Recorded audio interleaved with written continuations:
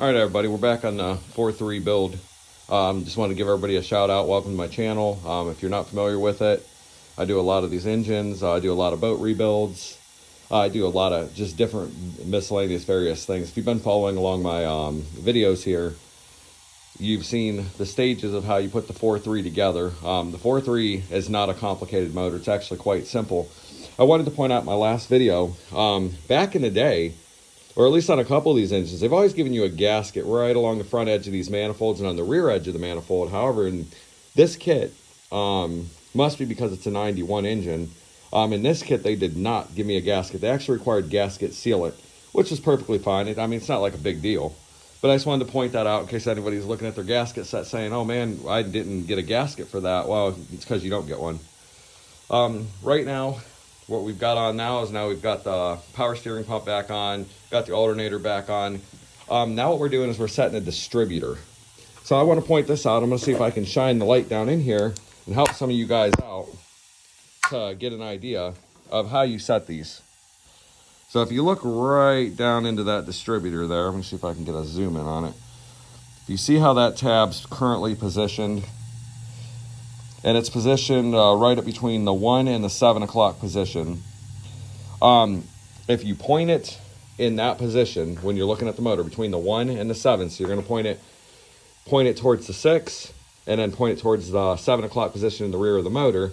When you set this distributor down, and I'm actually going to show you right now how you do this. As you set the distributor down here, you can see what I'm going for here is I'm going for a 1 o'clock position on the where I want that distributor set. So now if you look, see if I can pull this up here. If you look, you can see how the distributor is now set in. Right here's your number one piston. Other people do it different ways. Some people point at the 6 o'clock. I've seen people point these things straight. I always try my best to get it pointed to the 1 o'clock. That way when I'm setting timing back up on this, I know where I need to position the distributor at, and I already know which one of the distributor nodes is going to be my number one cylinder.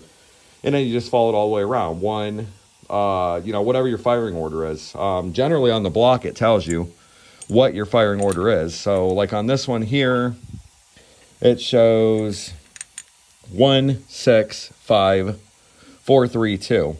So you automatically know when you're setting your wiring up on your distributor here, we put your cap on, you automatically know where that cap sits, and you would adjust this right here to get your cap to sit as close to 1 as possible. You're never going to get it perfect, being honest. I've never gotten it perfect. I've been putting these together for a long time.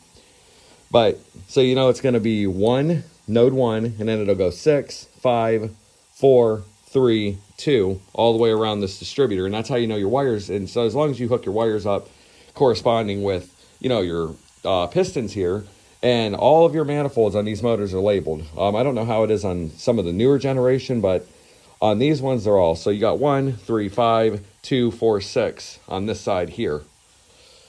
But that's where we're at currently right now. I just want to give everybody a heads up of what we're doing here. So we're just setting a distributor at this point. The next video, I'll have the distributor put on, I'll have the wiring put back to it, and we'll be able to get it set up in position of where it needs to really go here.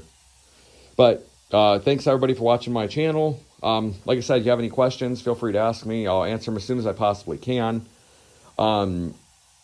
If you need a motor fixed, worked on, whatever the case may be, I also do that stuff on the side. So I make these videos to be informative, to help people out as best I can. But some people want to do it at home, on your own.